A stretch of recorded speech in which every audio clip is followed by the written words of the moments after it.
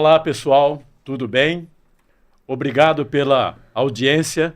Eu sou o escritor Carlos Araújo, autor deste livro aqui, olha, Um Brinde ao Nada, onde você encontra na Livraria Nobel de Sorocaba, proximamente em outros pontos físicos e também nas plataformas digitais Amazon e Google Play.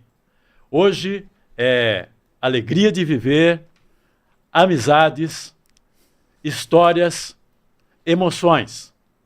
Tudo isso resume a convidada especial de hoje, a jornalista e também ela é guia turístico, Adriane Mendes. Tudo bem, Adriane? Finalmente você aqui, hein? Pois é. Tudo bom, Araújo? Obrigada pelo convite. Fiquei muito honrada. E você sabe que eu adoro conversar, né? Então, a conversa vai fluir bastante. É a tal daquele bordão que a gente fala, senta que lá vem história, né? Isso. Ou lá vem textão. Verdade. Na rede social. Senta que lá vem textão. Exatamente. Mas é sempre texto verbal contado por ela, criativo e que atrai muito a atenção das pessoas. Lucas, tudo bem? Tudo bem, Araújo? Assim, antes de começar, eu queria agradecer a Adriane pela presença, agradecer o Pudim, ao Leandro, a toda a equipe da produção do Estúdio 48.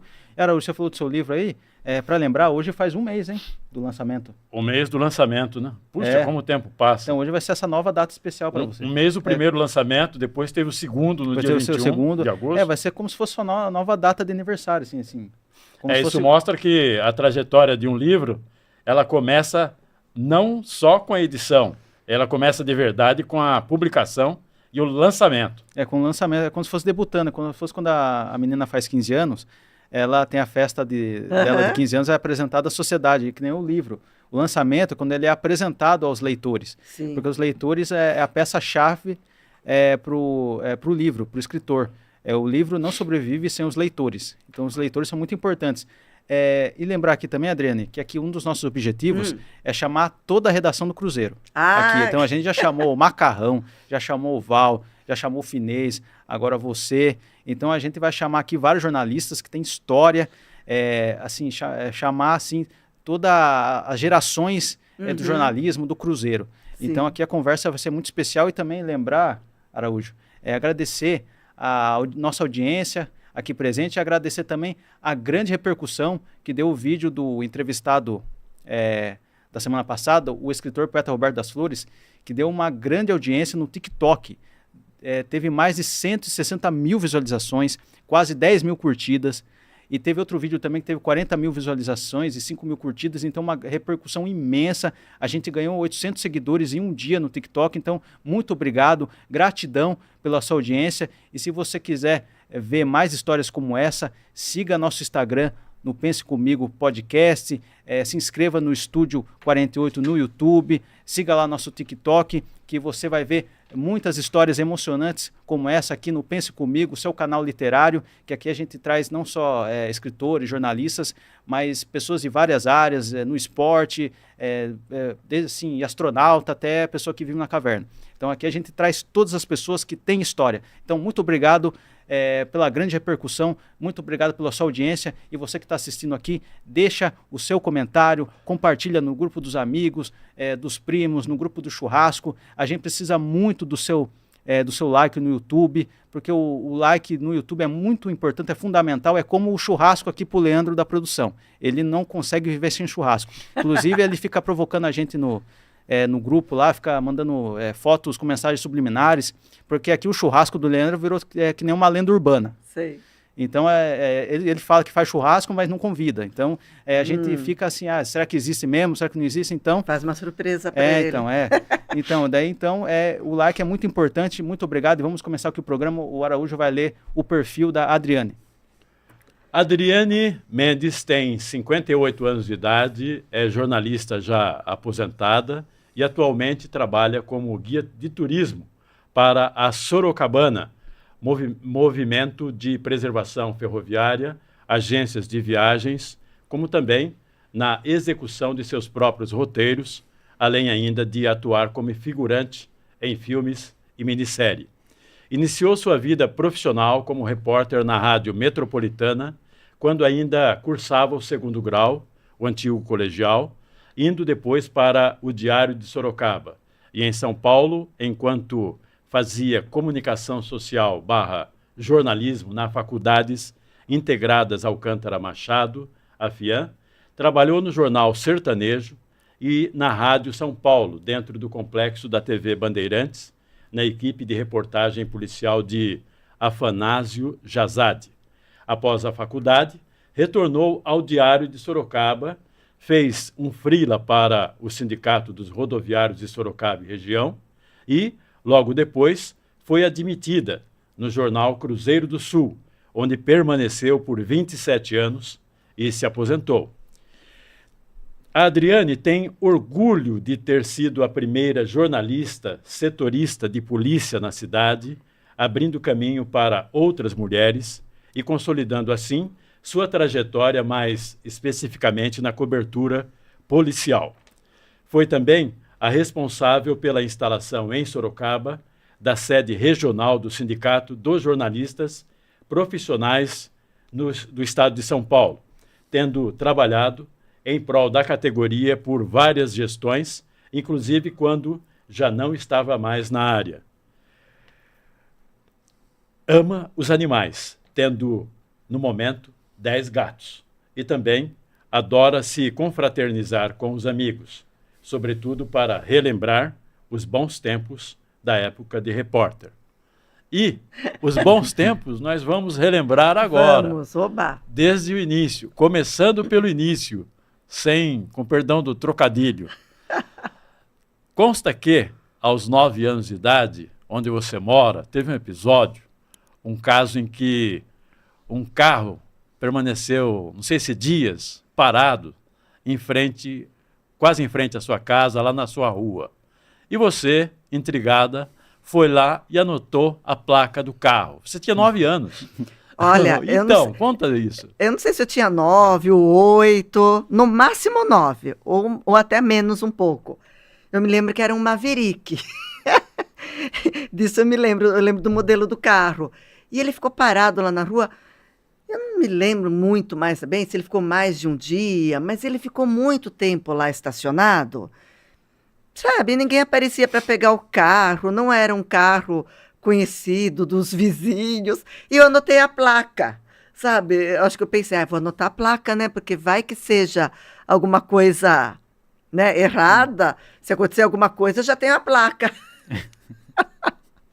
Olha só, né? Talvez tenha sido essa, como eu disse, a primeira anotação que indicava a futura repórter policial, hein? Pode ser. Então, e aí, como começou a sua trajetória de repórter? Olha, na 4ª série do primário, numa redação que era sobre o que a gente queria ser na vida, eu escrevi que queria ser jornalista. E isso já com 4 anos, na 4ª série, quero dizer, né? E aí eu fui seguindo com essa ideia. Em Sorocaba não tinha faculdade de jornalismo ainda, então, quando eu me vi apta, né, ao fazer o vestibular, eu tive que ir para São Paulo. E aí só que daí eu já gostava muito, sabe, né, disso.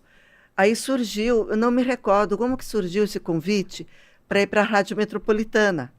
Mas como foi comentado ali já, né, no meu perfil, eu ainda fazia o colegial. E eu comecei a trabalhar na rádio.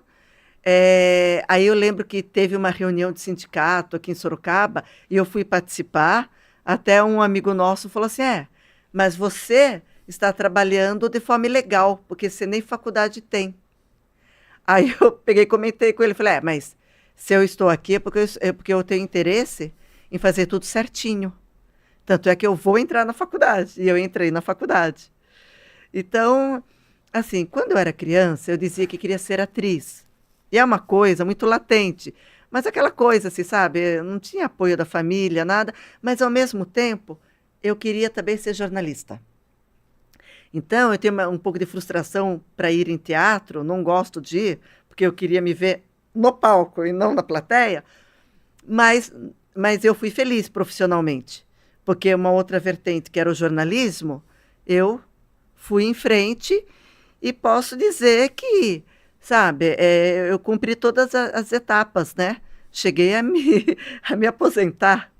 Inclusive é de atriz, né? A gente está pulando para o futuro, mas inclusive é de atriz. Entendeu? E aí, assim, eu sempre achei, tanto como se fosse para o caminho de ser atriz ou como jornalista, eu sempre via nessas duas profissões uma forma de a gente poder melhorar o mundo, sabe? É claro, gente, que assim, muita gente está na faculdade de jornalismo e fala, ai, eu vou fazer toda a matéria que eu achar que tem que ser feita. Isso é ilusão, não é? Cada veículo de comunicação tem lá o seu lado político e tudo mais, mas, sabe, gente... Normalmente, habitualmente, pelo menos é a rotina, você chega lá e cumpre uma pauta, tem uma pauta te esperando. Cumpre uma pauta. O equivalente a uma ordem de serviço. E tem aquela coisa, né? Manda quem pode, obedece quem tem juízo.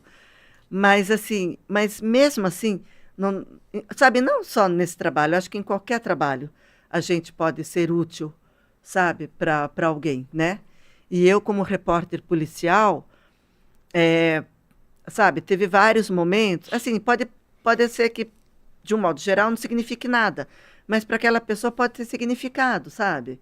Eu me lembro uma vez de um rapaz que ele foi detido, mas ele era jovem, sabe? Era adolescente até, não tinha nem 18 anos de idade.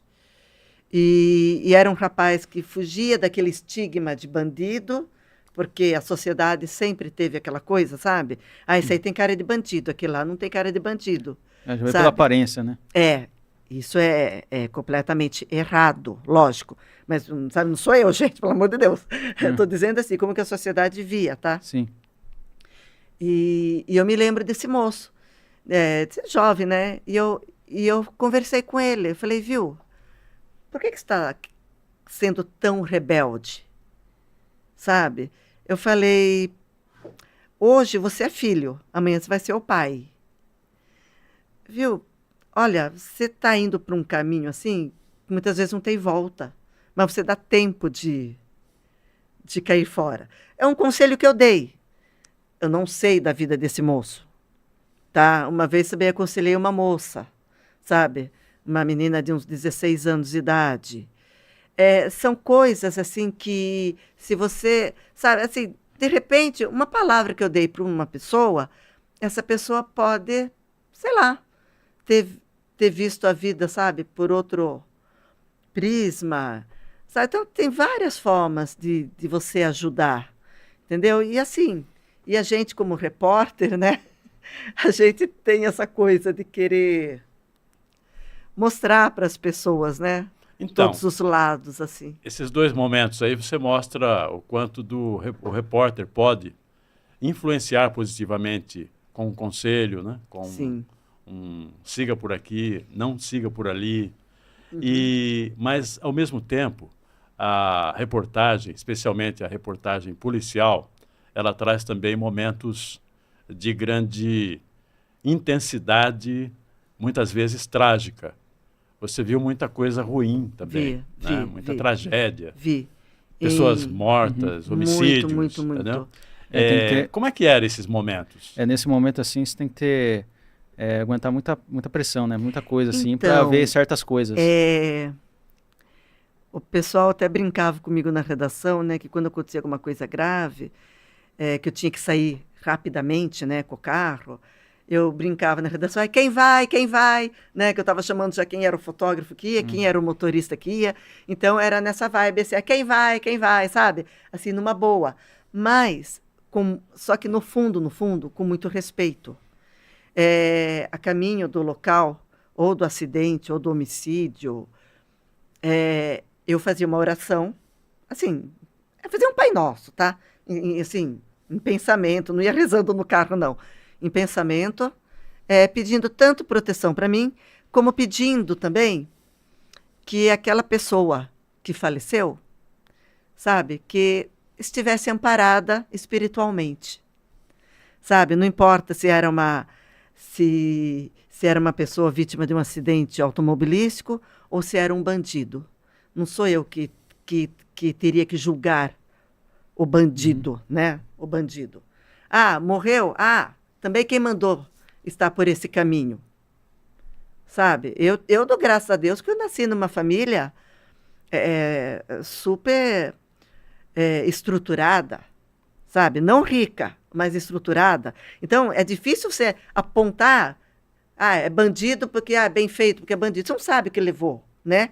E na polícia, a gente aprende muito a se colocar no lugar do outro, sabe? Então, quando eu ia, assim, no homicídio principalmente, e mesmo quando eu ia entrevistar algum preso, gente, eu nunca esculachei ninguém, tá? Atrás daquele bandido tem uma mãe, sabe? Que muitas vezes ela fez de tudo para que ele não fosse por aquele caminho. Sabe? São N situações de vida, né? Sim, cada um tem uma história, Cada um né? tem uma história, né? Então, assim, então eu sempre respeitei, sabe? Uhum. Agora,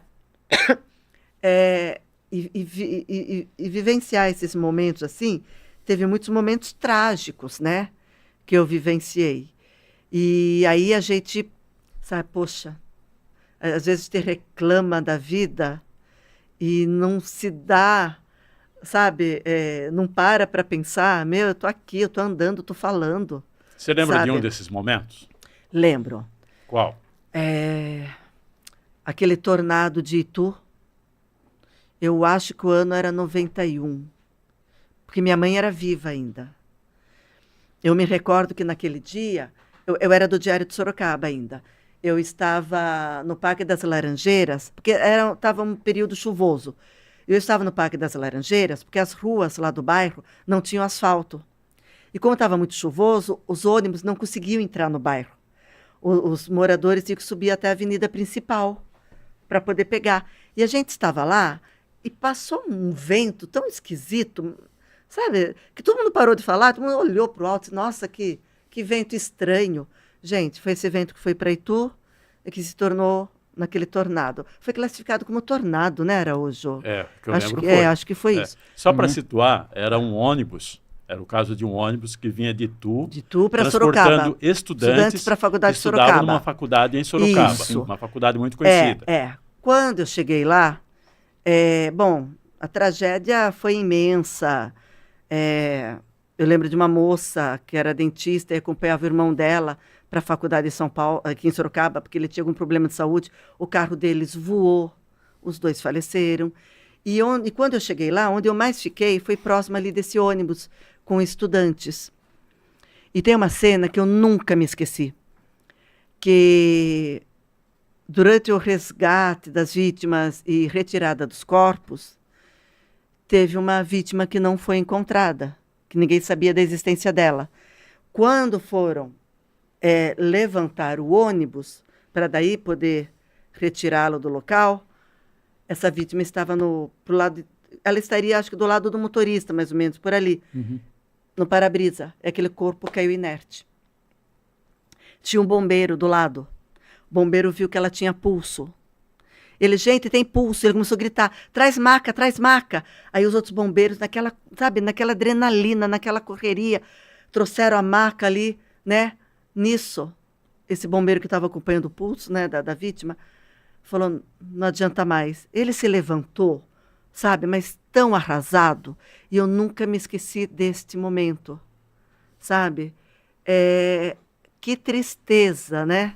E como é que, numa situação como essa, e outras que você viu, dá um baque emocional quando você chega na cena pela tragicidade, né? Sim. Ali existe o humano no seu extremo, no seu extremo de risco, de perigo e de resultado trágico. E aí, você é repórter, mas também você é humano. Como é que você consegue manter o controle emocional? Até que ponto? É difícil fazer esse equilíbrio, né? E nesse caso específico, eu me vi muito na situação daqueles estudantes, porque eu ainda fazia faculdade em São Paulo. E eu viajava todos os dias de ônibus. Sabe, poderia ter sido o meu ônibus, não é mesmo? A identificação foi imediata. Eu tive a identificação imediata. Mas como eu fazia... então, em 31 anos de carreira, por 3 vezes eu chorei, mas na minha casa. Mas eu me lembro das 2 vezes. Da outra terceira eu não lembro exatamente qual é. Uma vez foi essa aí, de Itu. Então, nesse outra caso de vez. tu, teve Então, sobreviventes ou muitas mortes? Teve, né? mas teve muita gente. Ou seja, Assim, pelo morreu que muita você gente. conta, você foi para o jornal, escreveu a Escrevi a matéria, matéria. foi para casa e aí desabou Lá eu chorei. em lágrimas. É. Tá. Mas assim, como que eu me segurava? Eu sempre me inspirei nos bombeiros. Porque, gente, quando tem um acidente, uma coisa grave, gente presa em ferragem e tudo mais, quem é que está lá, junto com a vítima? É o bombeiro. Agora, eu ficava imaginando, mas pensa só, o bombeiro do resgate, se ele vai socorrer alguém que está preso às ferragens, a pessoa está viva, consciente, mas está nervosa, imagina se o bombeiro começar a chorar. Sabe? Daí ele já mata a vítima de desespero. Tem que ter uma preparação psicológica Então, muito tem forte. que ter uma preparação psicológica muito forte. E aí eu sempre me inspirei nos bombeiros, sabe? Porque, assim, eu sempre tive a preocupação com a tem que ser imparcial, não estou conseguindo falar aqui a palavra. Então, eu tinha essa preocupação. Então, eu chegava no jornal, imparcialidade. Então, eu chegava O equivalente a equidistância, chamada equidistância. Então, eu chegava no jornal, escrevia a matéria, porque a gente, como é repórter, a gente tem que ter essa preocupação, né, em ser imparcial. Tá? Mesmo num caso de um homicídio, eu tenho só que descrever a cena. Eu não tenho que pôr minha opinião, né? Então eu fiquei muito abalada nessa época, nesse caso de Tu, quando fui também cobrir o velório coletivo das vítimas da explosão do shopping de Osasco. Então, você está lá num velório coletivo, né?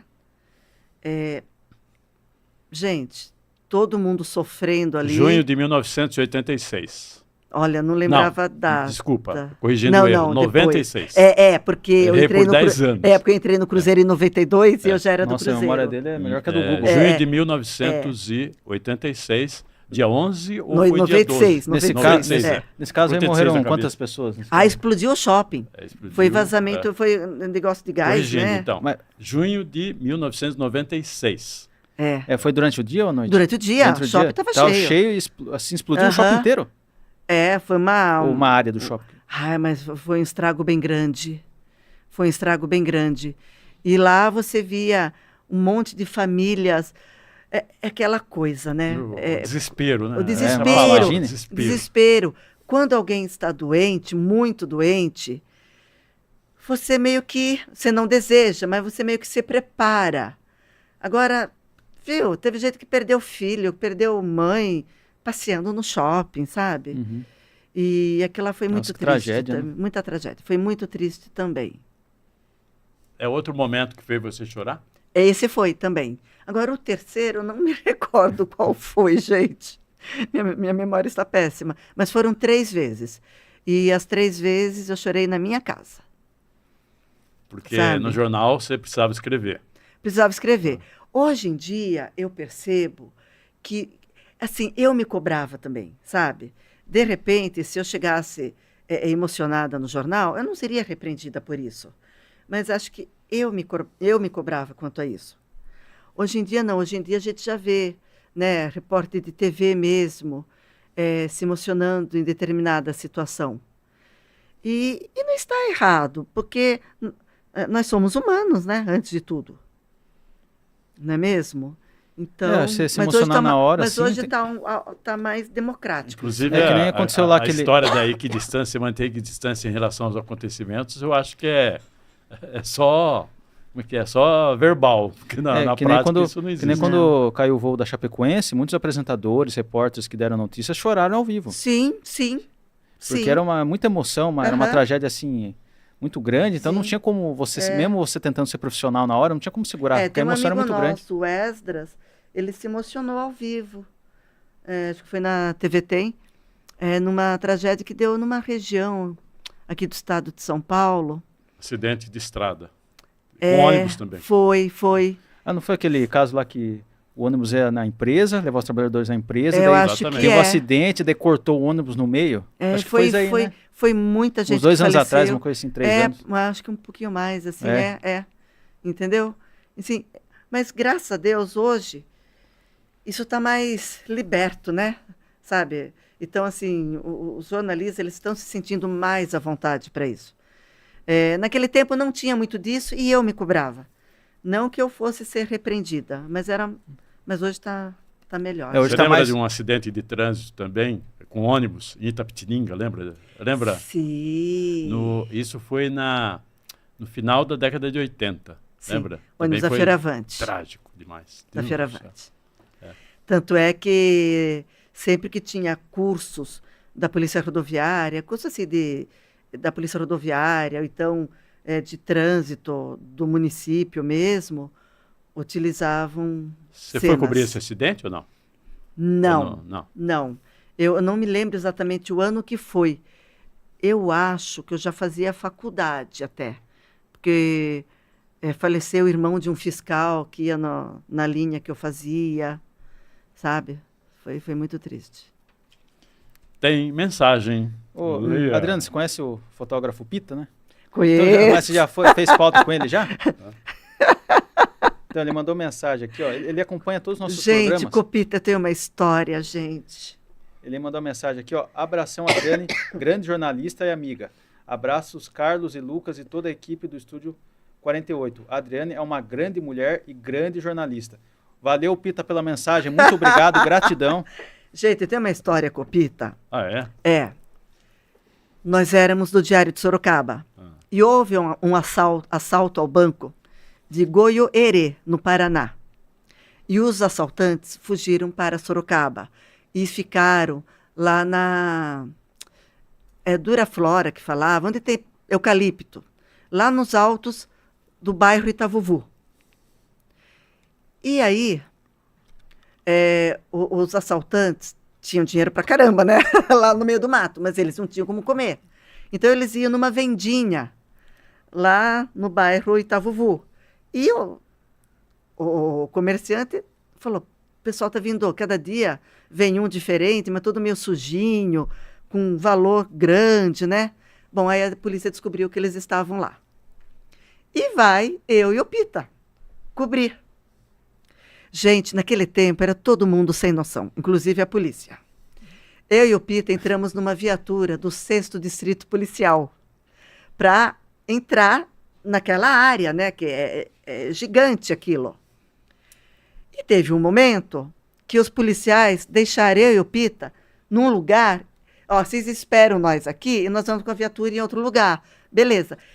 De onde a gente estava parado aqui, atrás nosso não tinha nada.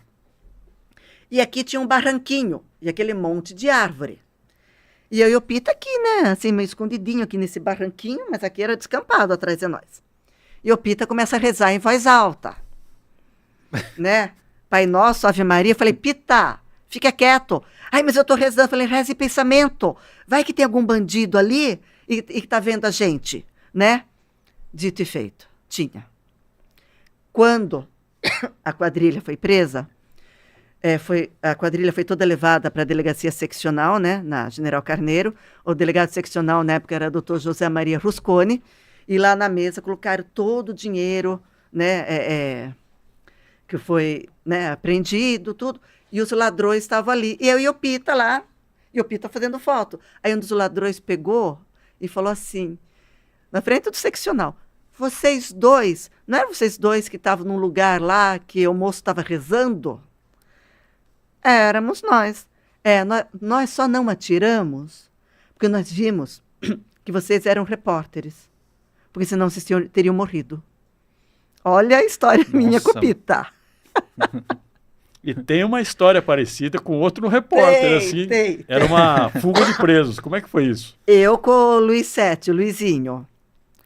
Não, aí assim, não, eu com tanto tempo de experiência de jornalismo profissional, e o Luizinho também, né, me acompanhava pra caramba. Teve uma fuga de presos, né, da P2, a penitenciária Antônio Souza Neto. Em Sorocaba. Que é na Aparecidinha. Porque do Mineirão é a P1, lá era a P2. E do lado da P2 tinha, na época, um terreno, mato, assim, muitos dos presos teriam fugido por ali, né? E vai eu e o Luizinho andar aí pelo mato. Até que o vigilante lá da guarita, né, iluminou a gente e viu que o Luizinho estava com uma máquina fotográfica. A gente levou uma hora erguida, né? Viu, vocês são loucos? É que a gente viu que é fotógrafo e repórter, não? Né? Podia ser Se não confundido.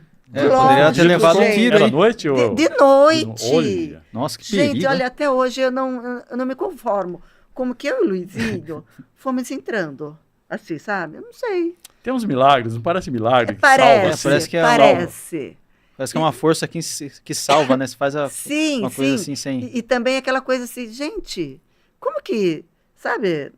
Na minha mente eu falo, não vamos. É, só que tem hora que o milagre não acontece, né? Por isso que Então, acontece então, acidentes. por isso que por aí. acontece as porque, coisas. porque na época lá, quando começaram os ataques do PCC, eu cobri muito isso. Essa época foi 2006, né? Eu cobri muito, muito, muito. Eu lembro. E a gente ia conversar com os bombeiros, até os bombeiros falavam para a gente, né, falava para os repórteres em geral, fiquem longe de nós, né? Nós não somos os mais visados, mas não estamos livres, sabe? Então era assim, o meu irmão ficava em frente de casa esperando chegar do trabalho, sabe? Tinha toda uma preocupação. Alguns códigos de segurança que estavam à mão, né? A gente ficava em dúvida, a gente tira o adesivo do carro do jornal ou deixa? Porque né, era complicado. Olha, que coisa. E teve um outro momento, isso foi no Rio de Janeiro, você estava com uma amiga de Sorocaba e houve um assalto, vocês duas estavam dentro do ônibus, rumo a algum lugar no Rio de Janeiro. Aí será que ela e, fica brava se eu falar o nome dela? E de repente o ônibus foi assaltado.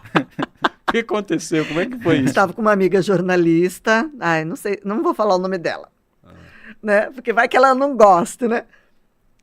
E assim, a gente ia para Mongaguá, na verdade. Aí quando ela foi na rodoviária comprar passagem, falou, Dri, a passagem para o Rio está mais em conta, vamos para o Rio? Eu falei, vamos. Mas era o típico passeio de índio, né? Aquela coisa assim que você vai e já volta, sabe? Sim. Que você não tem... Bate e volta. Bate e volta, sabe? Aí a gente pegou o ônibus aqui no sábado à noite, chegamos domingo de manhã na rodoviária, umas 7 e pouco da manhã, na rodoviária mesmo, já compramos nossa passagem para voltar no domingo à noite, no ônibus das 20 ou 20h30, mais ou menos, e fomos num hotel perto da rodoviária mesmo, só para a gente trocar de roupa, por um short, uma bermuda, assim. A gente não ia pegar praia mesmo. Mas para fazer o passeio assim, mais à vontade, né? Aquele calor, tudo mais. E fizemos, né? O Corcovado, né? A gente fez o bondinho, fez o Cristo Redentor, a gente, sabe?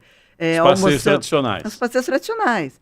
Almoçamos na praia de Copacabana, sabe? Assim. Na hora de voltar para o hotel, pegamos um circular e eu e essa minha amiga, nós estávamos sentadas na primeira poltrona do lado de cá do motorista, ou seja, na primeira poltrona do lado direito do ônibus. Uhum. E entraram pela porta traseira um rapaz e 2 moças. E eles vieram fazendo arrastão no ônibus, pegando anel, relógio, essas coisas. Quando chegou na nossa vez, o trio parado na nossa frente, o rapaz eu acho que ele já era alto e me pareceu bem maior, né, porque eu estava sentada, e ele simulava ter uma arma debaixo da roupa. E ele olhou para mim, primeiro para mim, e falou, passa a bolsa. Gente, eu não sei, eu tive uma presença de espírito tão forte, tão grande, eu olhando assim para ele, né, moço, eu só repetia, moço, eu não posso dar a minha bolsa para você, porque se eu der a minha bolsa para você, eu não posso voltar para Sorocaba, porque a minha passagem para voltar para Sorocaba está dentro da bolsa. Olha só, eu só falava assim. Ele ficou olhando assim para minha cara, sabe, tipo... E eu com isso, né? Né, tipo, com isso? Onde é Sorocaba? De onde surgiu esse ser? Meu, o cara lá, não sei se tinha arma, né, mas... Para todo efeito, tinha. E ele te atendeu? Deixou a bolsa? Ele olhou para minha cara e falou assim, tá bom. Então passa o relógio. Aí eu percebi que ele já estava nervoso, sabe? Né? Tá bom, passa o relógio. E era um relógio de pulseira de couro, né? Aquele que você tira, né? Aí eu olhando para ele, mas já tirando o relógio também, não ia abusar tanto da sorte, né? Mas fui tirando. Olha, moço, eu gosto muito desse relógio que eu ganhei de uma amiga da faculdade, mas eu dou ele para você. E dei o relógio para ele. Aí ele olhou para minha amiga, ela nem olhava dos lados, o motorista, coitado, nem respirava. Ele olhou para ela e falou, passa a bolsa. Aí eu falei para ele, moço, ela é de Sorocaba. Aí ele falou, dá o relógio. Aí ele pegou só o relógio, sabe? Então eu falo, gente, quem for para o Rio de Janeiro, a senha é, sou de Sorocaba, sabe? Gente, mas existe muito estigma também. Essa foi a sua salvação. Você falou, sou de Sorocaba, gente, salvou de mas vamos falar aqui, né? Existe muito estigma, né? Com o Rio de Janeiro também. Eu acho que muita gente critica, né? Eu fui lá 2 vezes recentemente, uma fui só como passageira, outra fui como guia também. Gente, a violência, sabe? Você não pode sair aqui em Sorocaba com, meu celular aqui, entendeu? Que vão pegar, sabe? E assim, tem que procurar São Paulo, saber então, onde São Paulo, anda. Celular na mão, nem... Em todo lugar, né? Quando eu vou para São Paulo assim, jamais eu fico olhando na rua. Exatamente, Deixo não no dá, bolso, não assim, dá. fico olhando. Então, mas é uma coisa que tem em todo lugar. Viu, Dri? E as pessoas chamam ela de Dri também. Adriane e Dri. Houve essa sua admiração pelo trabalho dos bombeiros, ela também, e você conhecia pela sua atividade de rotina como repórter policial, você conhecia muitos policiais, conhecia muitos bombeiros também. E uma vez eles fizeram uma homenagem a você, não? Os bombeiros? Lembra disso? Não, acho que não foram os bombeiros. Foi a Polícia Militar no geral. No Dia Internacional da Mulher. Eles fizeram uma solenidade, né? Na sede do CPI, né, do Comando de Policiamento. CPI 7. E várias mulheres foram homenageadas, né, recebendo uma bonequinha assim, de policial militar feminina. E eu fui homenageada, sabe? Eles me convidaram, né? E eu fui homenageada. Mas olha, este ano... Olha, eu já não estou mais no jornal, não trabalho mais, né, desde 2019. E este ano eu fui também homenageada pela Polícia Civil, no Dia Internacional da Mulher. Né, o doutor Wilson Negrão, que é o The Interset, ele homenageou várias mulheres, tá? Mas a imprensa, né, feminina foi homenageada por meio de mim, assim, sabe? Daí ele até me chamou para falar no microfone, eu falo pouco, né, imagine. Né, adoro aparecer, né? Então, sabe? E também, só mais uma coisa, quando foi instalado o BAEP aqui em Sorocaba, veio um comandante de fora, ele não sabia como se aproximar da imprensa e ele pediu alguma dica dentro da Polícia Militar. E me indicaram. Daí ele me chamou e eu que passei todos os dados para ele poder ter o acesso à imprensa. Quer dizer, então eu acho que teve algumas brigas também, sabe? Com Polícia Militar, com Polícia Civil, né? No trabalho de repórter. Mas o que ficou foi a amizade, porque tinha brigas em termos, né? Por acesso, alguma dificuldade, alguma restrição no acesso. Mas tudo que eu sempre fiz foi sempre assim, dentro da ética profissional, sabe? Então, por isso que nunca ficou rusga. Exatamente. Tem um episódio no começo da sua profissão de repórter, no Diário de Sorocaba, você entrou lá, você não era repórter policial, e você entrou por uma circunstância. Qual foi? Tinha um outro repórter policial que de repente não quis mais, aí com você. Foi assim, como é que foi isso? Eu entrei para fazer cidade, né? E aí o repórter de polícia do Diário de Sorocaba era o Cláudio Francisco, o Claudinho. Saudades dele. E aí ele fazia polícia.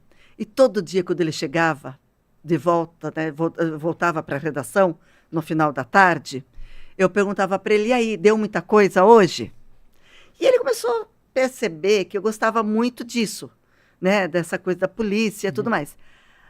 Aí, aos poucos, ele foi falando, né, para o seu Vitor, para a dona Tereza, eu queria fazer umas matérias especiais, mesmo em polícia, né?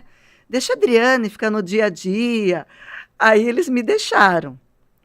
Mas o seu Vitor e a dona Tereza, eles eram muito conservadores, né? Eles achavam assim, que, naquela época, era realmente um ambiente mais masculino que feminino, realmente. Então, eles achavam que não era muito legal, assim, sabe? Aí, eu fiquei um tempo. Aí depois o Claudinho fez outras matérias, até que ele saiu do diário. E depois contrataram daí um rapaz, o Hélio, ele já faleceu. Mas esse rapaz, gente, eu lembro, ele tinha enxaqueca, mas ele sofria tanto com aquilo, que ele falava que ele tinha vontade de bater a cabeça na parede, sabe? E por conta disso, ele acabou saindo, né, do trabalho, por questões de saúde mesmo, sabe? Aí me colocaram de novo. Aí eu fui ficando.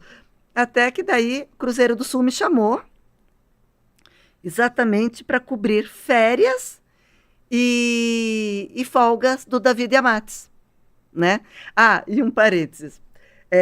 Enquanto eu comecei a fazer polícia para o Diário de Sorocaba, teve um investigador de polícia que chegou e falou assim, só falta agora o Cruzeiro do Sul tirar o Davi da polícia e colocar a mulher. Mal sabia ele que ele estava profetizando, né?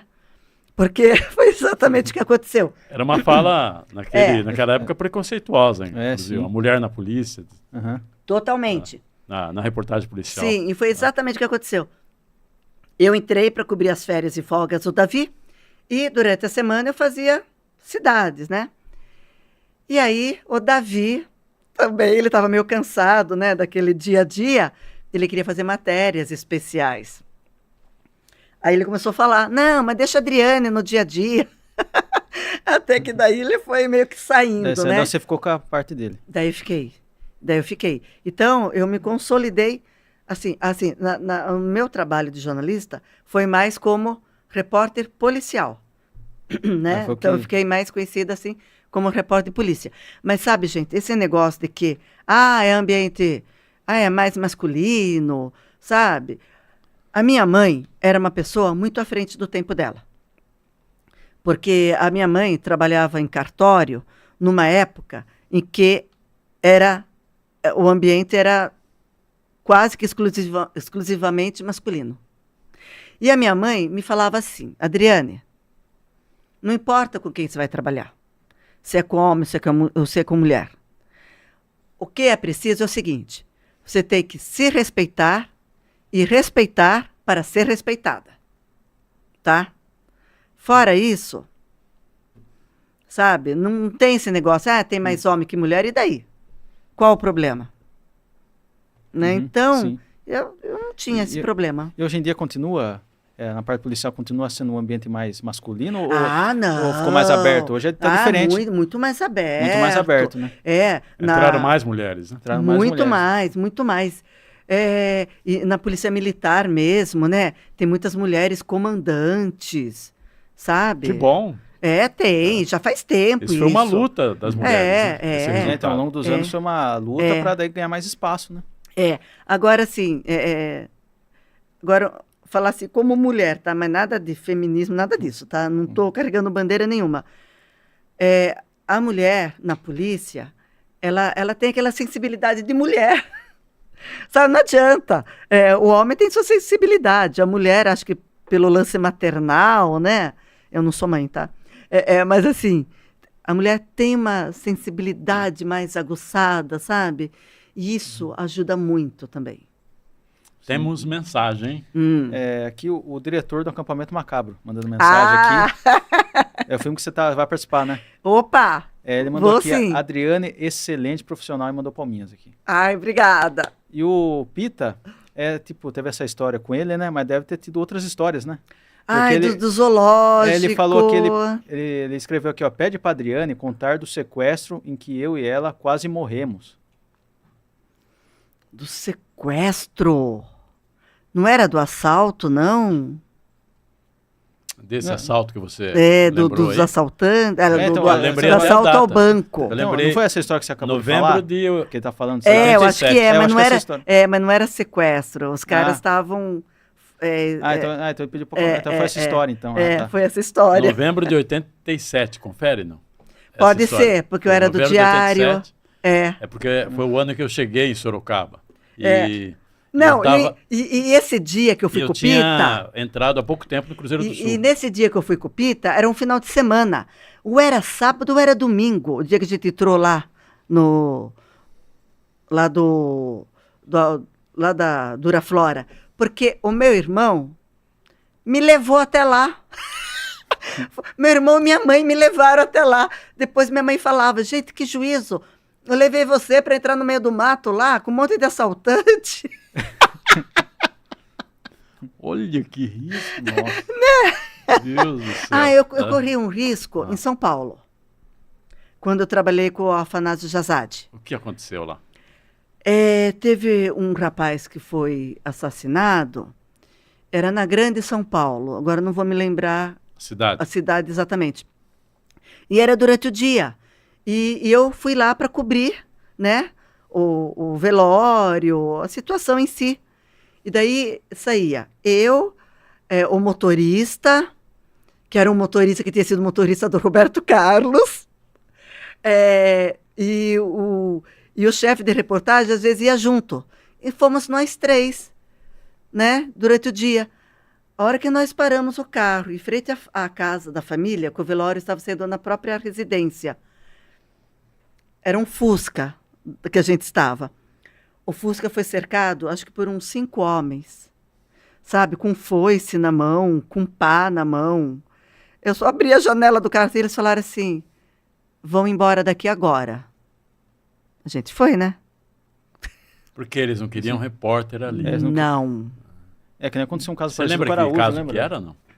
Não lembro. Não. Era um caso isolado, assim, não era nenhum caso de repercussão, nada, sabe? Mas Mas deu um... Diante desses casos que você passou de muito risco, já teve vontade de cobrir zonas de guerra? não, Não, acho que não. porque assim, Acho que não. diante do A mundo gente, como tá hoje... eu lembro, Araújo, você no Cruzeiro, que tinha um bairro aqui na cidade que tinha pedágio. Lembra? Lembro. E Você que cobriu isso aí. acho que eu fiz uma matéria contando a história. Contando a história, mas era difícil. Era difícil. E, gente, eu sempre tive uma preocupação também, porque, assim, nos meus últimos tempos de repórter, né, um bairro da Zona Norte, que era o Abiteto, e lá tinha algumas confusões por conta, né, de um grupo lá. E, gente, eu fazia questão de colocar em todas as matérias, tá? Abiteto não é bairro de bandido, é bairro de gente trabalhadora. Sabe, que quando dava aquelas confusões grandes, os ônibus não chegavam no bairro. E eu via, dependendo do horário, ou o trabalhador descendo mais de 1 quilômetro para pegar o ônibus, ou então, na volta do trabalho, subindo mais de 1 quilômetro para poder chegar na casa, sabe? Então, gente, eu fazia questão disso, sabe? Porque senão as pessoas têm mania, né, Araújo? Que nem eu falei, antigamente tinha aquele estigma, ai, fulano tem cara de bandido. Gente, o que é isso agora? Né? Sabe? E as pessoas criam esse estigma. E esse sabe? estigma também você tinha que ter cuidado com as descrições das pessoas, né? Sim, Lembra? sim. Que as descrições Sim, eram preconceituosas, inclusive. E Lógico. eu evitava colocar, quando você via descrições de preconceito no perfil de pessoas, e às vezes Sim. você pegava isso em boletim de ocorrência. Eu não colocava no meu texto. Eu tinha esse cuidado. Era Você bom tem que ter noção. E eu tinha esse cuidado, sabe, gente? Falei, poxa, é uma parte da população ali que tem, tenha confusão ali, sabe? Eu sempre colocava isso nas matérias, sabe? Eu fazia questão de colocar. Foi legal essa sua experiência na equipe do Afanásio Jazade. Era um radialista muito conhecido. Ele era muito policial conhecido. também. Foi legal. Ele era deputado, né, estadual. Depois foi deputado. Não, olha, quando eu trabalhei com ele era, eu acho. Eu acho que ele... Foi legal o aprendizado? Foi bom? Foi legal, porque eu trabalhei um pouco em São Paulo, né? Teve um caso que uma mulher ela foi assassinada dentro do cemitério. E, sabe, pegaram varetas de guarda-chuva e enfiaram no ouvido dela. Uma coisa assim que sabe, foge do habitual, né? Normalmente as vítimas são esfaqueadas, são baleadas, são enforcadas, sabe? Mas sem esses detalhes, né? E eu fui de madrugada no cemitério para acompanhar esse caso. Então, assim, porque eu sempre trabalhei... Você, claro, só para explicar, foi com uma equipe, né? Fui com a equipe, motorista, né? Com a equipe. Sabe? Então, sempre a gente aprende alguma coisa, né, Araújo? Aliás, eu acho o seguinte, que não importa quanto tempo, sabe, você tenha de profissão e, de repente, ter uma pessoa mais nova que você, sabe? Eu lembro uma vez na redação que tinha uma menina lá, ela era estagiária, e eu estava fazendo a parte lá de moda, e ela entendia muito de moda. Ué. E eu fui perguntar para ela, viu, o que você acha se eu abrir o texto assim? Ela, Adriane, você perguntando para mim. Eu falei, qual o problema? Sabe, a gente nunca é bom em tudo o tempo todo, sabe? E ela achou, imagina, você perguntar para mim, ela se sentiu, sabe? Nossa! Então, você teve você teve temporadas longas de colunista social no Cruzeiro do Sul também. Tive. Como é que era, assim? Porque o ambiente é outro, né? Era totalmente outro. Era outro. Você tá na oposto, reportagem né? policial, de repente você tá na social. em festas, como é que é isso? Mas eu sempre gostei de festa também, né, Araújo? Sempre gostei de festa. E eu lembro que a primeira vez que eu substituí colunista social, assim, além de gostar de festa, era uma forma também de sair um pouco da polícia. Porque, apesar, sabe, de ter todo aquele esquema, assim, sabe, fazia as orações, eu conseguia me manter, né, como eu falei... Emocional, assim, controlado. Mas é uma coisa que carrega, sabe? Você fica pouco carregado. De repente precisa de precisa de um alívio, descanso, né? Daquela rotina. Porque imagina só ficar só com essa rotina. Imagina. Porque na polícia é difícil você ter uma matéria, coisa boa, mas tinha, sabe?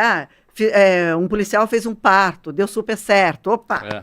Notícia boa, mas nem sempre, é muito difícil. A reportagem policial é meio como um clima de pronto-socorro, só chega situação difícil. Situação história difícil. Triste, trágica. Exatamente. Então, aí eu adorava, né? E depois, fazer social. E depois era tipo um descanso do psicológico que era carregado da polícia. Daí você ia no social, era tipo um alívio, um descanso assim. Para equilibrar, mas teve um dia, saber equilibrar um dia os emocionais. Que eu estava cobrindo um evento no Teatro Municipal Teotônio Vilela. E aí, a redação liga e fala, Adri, libera o fotógrafo que deu um duplo homicídio na Aparecidinha. Falei, que libera fotógrafo, o quê? Eu vou junto. Aí, eu não vou escrever essa matéria amanhã, mas eu vou junto, né? Aí eu cheguei, e eu estava toda arrumada, né? Porque, gente, na polícia, eu trabalhava de tênis ou botina, tá? O único dia que eu coloquei uma sandalinha, eu fui num incêndio. Roupa de guerra, assim. Sabe? Então era roupa de guerra. Até um vizinho uma vez... Você ia em ambientes hostis. Até um vizinho uma vez falou assim pra mim, nossa, hoje você está vestida de menina. Um dia que eu tava, sabe? Eu falei, eu não estou vestida de menina, eu sou menina, sabe? Mas é por quê? Porque, né? E aí eu tava toda chiquetosa, né? A hora que eu cheguei lá então, onde estavam os corpos, né? Tava com a faixa, né? Aí um policial, que não me conhecia, veio tirando a faixa. Aí pode entrar, achando que eu era delegada. Né? E teve também um baile da Polícia Militar, e eu toda arrumada, né? Cheguei lá para um dos comandantes, falei, e aí, tudo bem, né? Nossa bonita festa, né? E eu percebi que ele começou a conversar comigo, tá bonita, né? Mas eu percebi que ele não estava me reconhecendo, sabe? Falei, viu, você não está me reconhecendo? Isso que eu estava nativa da polícia, hein? Ele olhou assim e falou, sou eu, Adriane, do Cruzeiro. Oi, é você?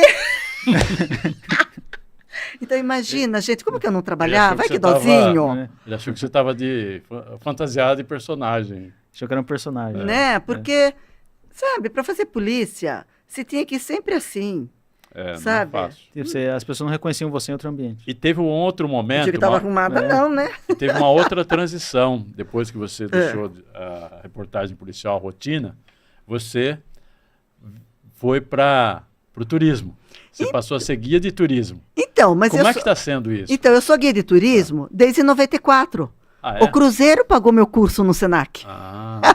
Só que naquela época, eu atuava como guia de turismo muito esporadicamente, porque dependia, né, de ser um feriado prolongado, que fosse minha folga também, ou então que eu tivesse algum trabalho nas minhas férias.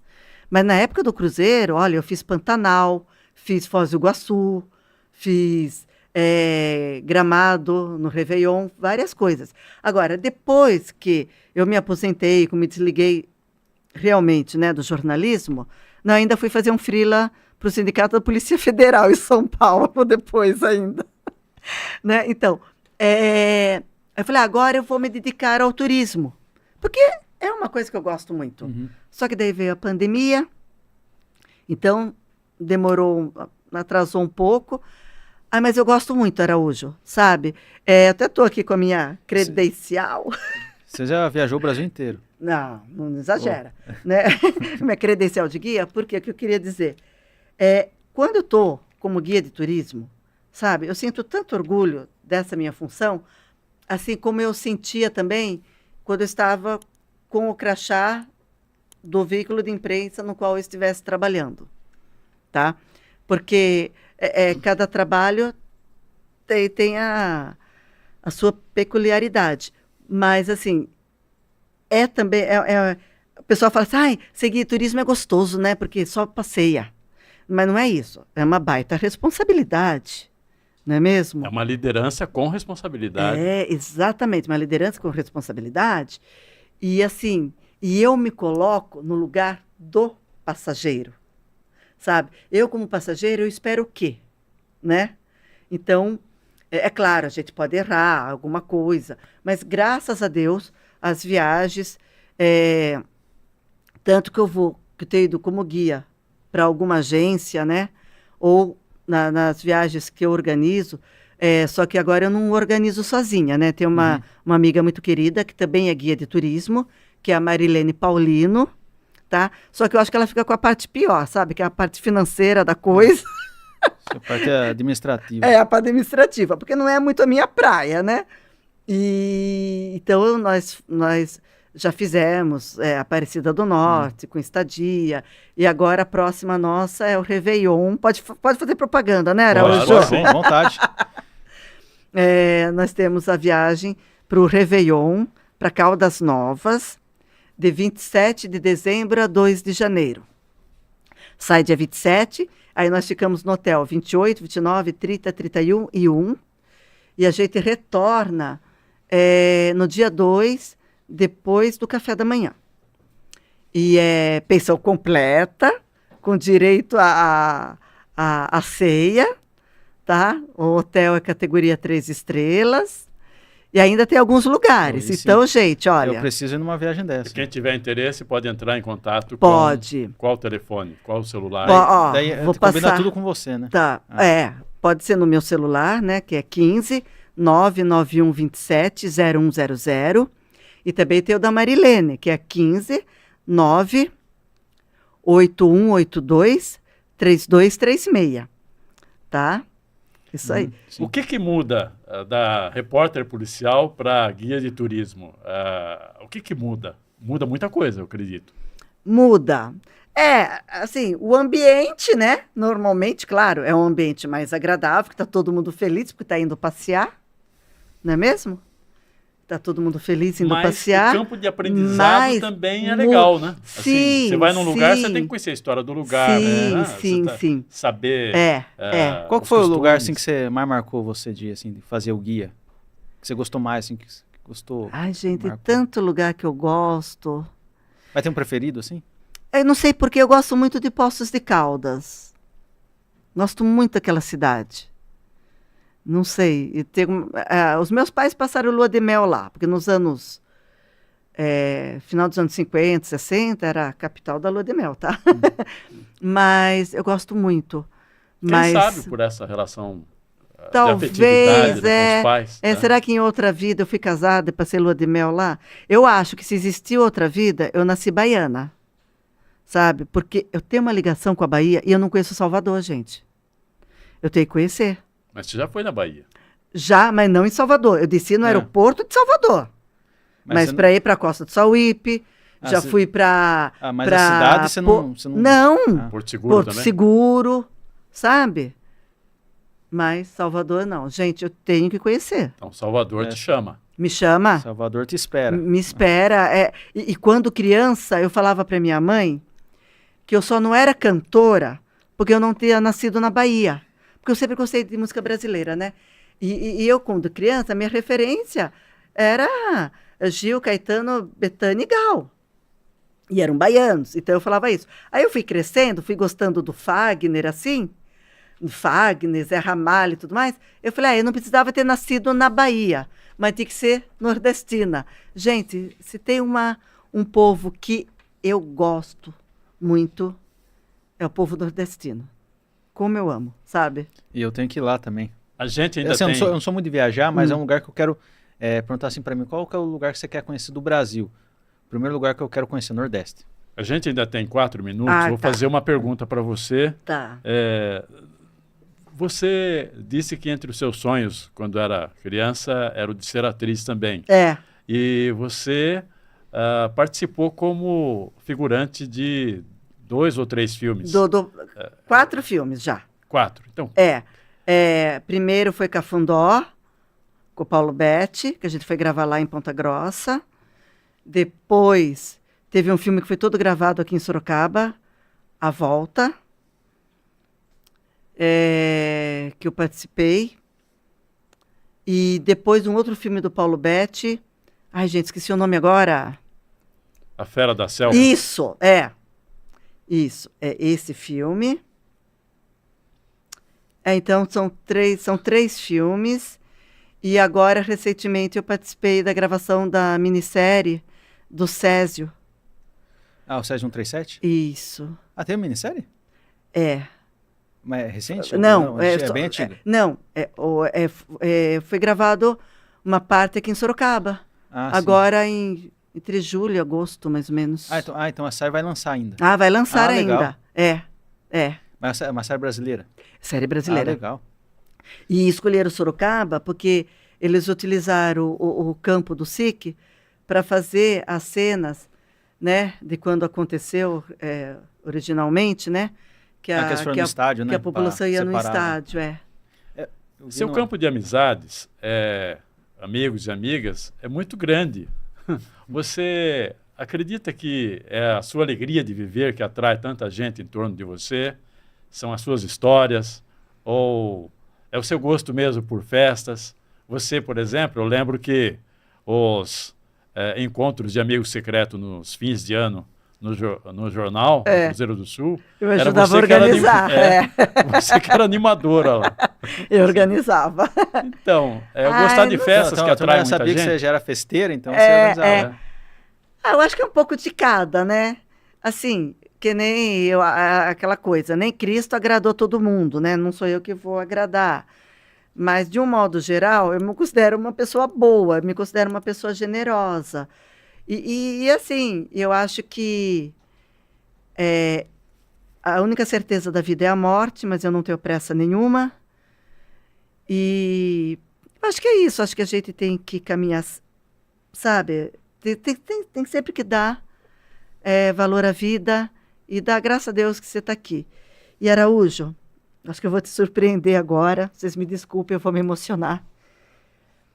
Da mesma forma que eu chegava na redação, sem chorar, quando tinha que fazer uma matéria, eu vim aqui sem chorar, sem falar para você, mas eu estou em luto pelo falecimento de uma amiga hoje, da Sheila Zanetti. Eu tomei conhecimento da morte dela. Ela estava internada já há mais de um mês. Tinha 2 grupos de orações, mas como eu tinha que fazer um exame de sangue hoje, depois eu tinha que vir aqui, eu não estava atenta aos grupos. Então eu demorei para ver. Me falaram, na verdade, quando viram que eu não estava olhando, me avisaram. Meus sentimentos, Dri. E aí eu pensei assim, mas eu vou no podcast por mais de um motivo, né? É um compromisso. O Araújo não teria condições de achar outra pessoa de última hora para comparecer. E aquela coisa. A vida continua.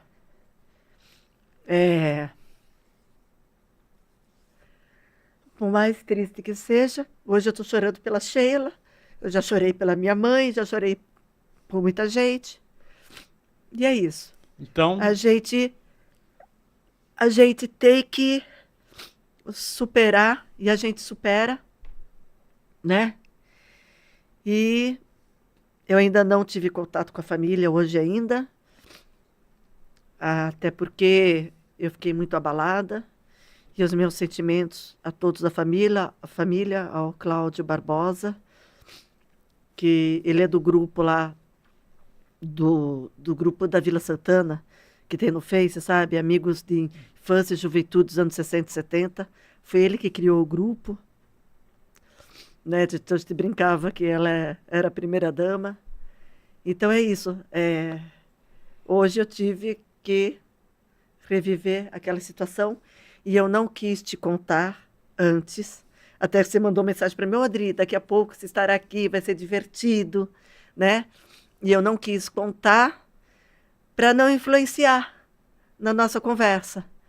Uhum. Porque hoje é um momento triste, mas a vida é isso. A vida é feita de momentos felizes, de momentos tristes, né? Eu quero complementar. A Adriane Mendes é uma pessoa muito generosa, uma grande criatura humana e, com certeza, são essas qualidades que agregam pessoas, muita gente em torno dela, muita gente que admira, que ama essa mulher que é a Adriane Mendes. E, se você puder, por favor, suas despedidas do nosso público, se você conseguir. Consigo. Pode deixar seus contatos, seu Instagram, divulgar seu Instagram, suas redes sociais, Facebook. Instagram é Adriane Viagens, no Facebook é Adriane Mendes, tá? Araújo, eu quero te agradecer muito, tá, Lucas, todo mundo aqui da equipe, tá? Adorei vir, né? Foi gostoso, sim, né? Demos risadas. Pena que hoje o dia para mim está, né, triste, né? Mas muito obrigada. E, gente, viajar, eu sempre coloco, sabe, que viajar é bom, viajar é preciso. Porque é o seguinte, nas viagens que eu ia de guia para uma senhora lá do bairro, que ela era bem senhora e ela organizava ótimas viagens. O grupo dela era todo muito, muito idoso, sabe? E eles falavam, se eu estou com saúde, eu tenho que aproveitar, sabe? Uhum. E pode tirar tudo de vocês, menos o conhecimento. O conhecimento nosso nunca ninguém tira, sabe? Então, gente, olha, venham viajar, vou vender meu peixe, né? Porque se a gente está viajando, é porque a gente está com saúde, sabe? A gente está podendo sair de casa, quem não está indo é porque está bem. Sabe? Então é isso. Que bom, Dri. Nós agradecemos a sua presença aqui e com certeza a nossa audiência também te agradece muito. Lucas, para encerrar aqui, eu queria agradecer toda a equipe do Estúdio 48, o Pudim, o Leandro, queria agradecer a Adri pela presença, essa grande pessoa de uma força e coração imenso, agradecer o Araújo aqui e agradecer a sua audiência por mais um episódio do Pense Comigo. Muito obrigado e até a próxima conversa. Valeu, muito obrigado. Obrigado também à sua audiência e à sua atenção. Acredito e espero que você tenha gostado de mais esse programa e contamos com você nas próximas edições desse Pense Comigo. Muito obrigado.